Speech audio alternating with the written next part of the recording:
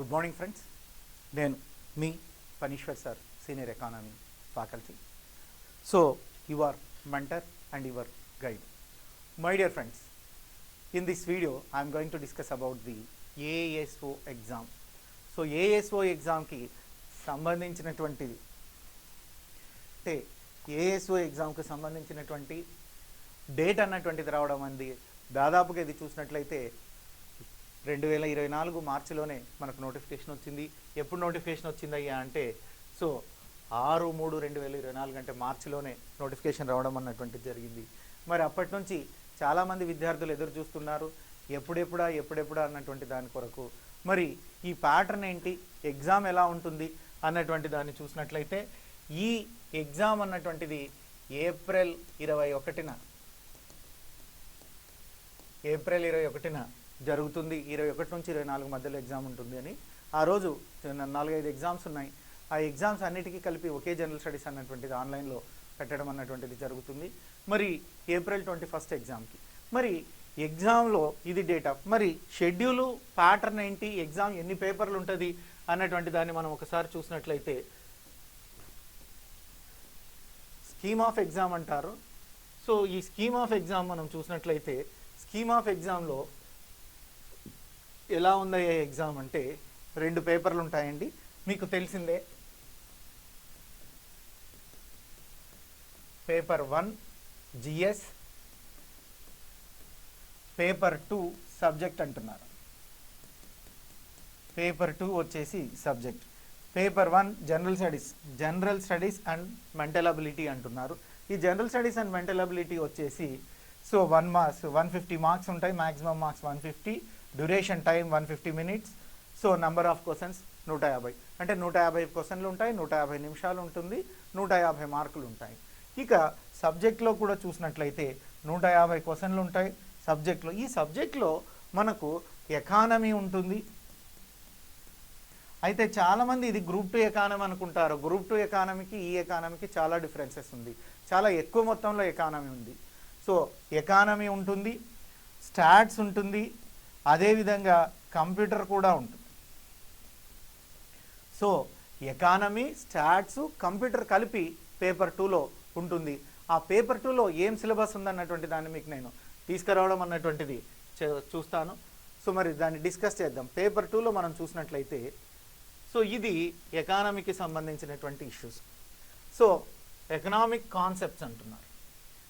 Economic concepts యాక్చువల్గా ఈ economic కాన్సెప్టే టోటల్ గ్రూప్ 2 సిలబస్ను కవర్ చేస్తుంది. సో ఈ ఒక్క చాప్టర్ కంటే గ్రూప్ 2 సిలబస్ మొత్తం A to Z మనం చదివినా గ్రూప్ 2లో ఉండేటువంటి 75 మార్కుల కొరకు ఇండియన్ ఎకానమీ అంతా చదివినా కూడా ఇక్కడ కేవలం సో ఎంత ఎకానమీకి సరిపోతుంది అంటే ఒక యూనిట్కి మాత్రమే సరిపోతుంది. ఇక ఫస్ట్ యూనిట్ అన్నటువంటిది ఎకానమీ నుంచే వచ్చినటువంటి టాపిక్. తర్వాత రెండోది ఇంటర్నేషనల్ ఎకనామిక్స్ అంటున్నారు, అంతర్జాతీయ ఆర్థిక వ్యవస్థలు అంటున్నారు. మరి అంతర్జాతీయ ఆర్థిక వ్యవస్థలు అన్నటువంటివి గ్రూప్లో అంటే గ్రూప్ 2లో ఉండవు, ఎక్కడ దొరకవు. ఇవి మీకు కొత్తగా మీరు అంతర్జాతీయ ఇంటర్నేషనల్ ఎకనామిక్స్, అంతర్జాతీయ ఆర్థిక వ్యవస్థ అన్నటువంటిది లేదు.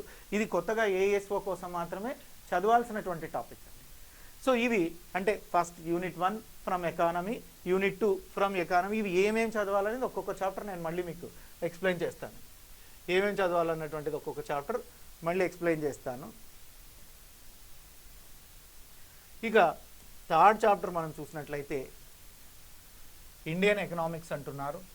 ఇది ఇండియన్ ఎకానమీ, ఫైనాన్షియల్ అకౌంటింగ్. ఇక్కడి వరకు చూసినట్లయితే మనకు క్లియర్గా ఎకనామిక్స్కి సంబంధించింది. ఇది మోర్ దాన్ గ్రూప్ 2 కన్నా చాలా ఎక్కువగా ఉంది, గ్రూప్ 2 కన్నా చాలా ఎక్కువగా ఉంది. తర్వాత చూస్తే 5th యూనిట్ వచ్చేసి బేసిక్ కంప్యూటర్స్ అని. అంటే ఇప్పుడు కంప్యూటర్ అన్నటువంటిది కూడా ఇందులో భాగంగా ఉంది. బేసిక్ కంప్యూటర్ అన్నటువంటిది ఒక టాపిక్ ఇందులో ఉందండి. That is the 5th unit. ఇక 6th యూనిట్ నుంచి మనం చూసినట్లయితే ఈ 6th యూనిట్ నుంచి స్టాటిస్టిక్స్కి సంబంధించినటువంటి అంశాలు ఉన్నాయి. సో స్టాటిస్టిక్స్కి సంబంధించినటువంటి అంశాలు ఉన్నాయి. అంటే introduction of the statistics. Introduction of the statistics అనేటువంటిది ఎక్కడుందయ్యా అంటే మనకు 6th యూనిట్లో కనపడుతూ ఉంది. సో తర్వాత మెజర్స్ ఆఫ్ సెంట్రల్ టెండెన్సీ అంటున్నారు. ఇది కూడా స్టాటిస్టిక్స్కి సంబంధించింది. అర్థమెటిక్, మీన్ అని ఉంటాయి. స్టాట్స్ ఫ్యాకల్టీ వేరే వాళ్ళు ఉన్నారు, నేను నా వరకు నేను ఎకానమీ టీచ్ చేస్తాను. రిమైనింగ్ స్టాట్స్ వేరే ఫ్యాకల్టీ అనేటువంటి వాళ్ళు వస్తారు.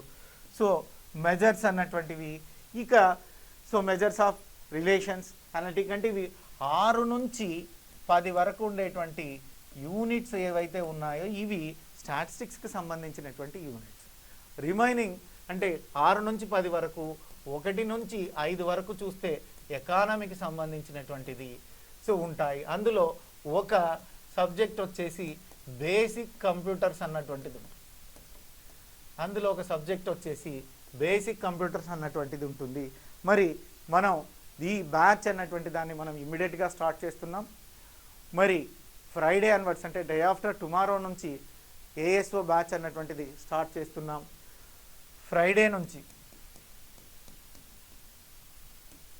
శుక్రవారం నుంచి ఏఎస్ఓ బ్యాచ్ అన్నటువంటిది మనం స్టార్ట్ చేస్తున్నాం. మరి దీంట్లో ఎకానమీ నేనే టీచ్ చేస్తాను, ఎకానమీ అన్నటువంటిది నేనే టీచ్ చేస్తాను. స్టాట్స్ కూడా వేరే ఫ్యాకల్టీతో చెప్పిస్తాను. మరి జనరల్ స్టడీస్ అన్నటువంటిది ఆల్రెడీ మీరు అందరూ చదువుకుంటారనేటువంటి ఉద్దేశంతో మనం జనరల్ స్టడీస్ అన్నటువంటి దాన్ని ప్రొవైడ్ చేయము. ఎకానమీ స్టాట్సే ప్రొవైడ్ చేసేటువంటి ఆలోచనలో ఉన్నాము. సో ఇది మనకు ఫ్రైడే నుంచి బ్యాచ్ అన్నటువంటిది స్టార్ట్ అవుతుంది. సో మరి ఇంట్రెస్ట్ ఉండేటువంటి స్టూడెంట్స్ ఎవరైనా ఉంటే మనకు ఫోన్ చేసి మీరు మీ నేమ్ని ఎన్రోల్ చేసుకోండి. ఎందుకంటే ఇది లిమిటెడ్ రిక్రూట్మెంట్ కాబట్టి కేవలం so first zone, second zone, third జోన్లో ఉండేటువంటి వాళ్ళకి మొత్తం కలిపి 5 ఉద్యోగాలే ఉన్నాయి కాబట్టి కొంచెం కాంపిటీషన్ కూడా తక్కువగా ఉండేటువంటి అవకాశం ఉంది. మీరు కొంచెం మనసు పెట్టి చదివితే సక్సెస్ వచ్చేటువంటి అవకాశం ఎక్కువగా ఉంది. So get ready to prepare. So మనమేమో బ్యాచ్ శుక్రవారం నుంచి అనౌన్స్ చేస్తున్నాం. శుక్రవారం నుంచి ఏఎస్ఓ క్లాసులు స్టార్ట్ అవుతాయి. Thank you. మీ ఫణీశ్వర్ సార్.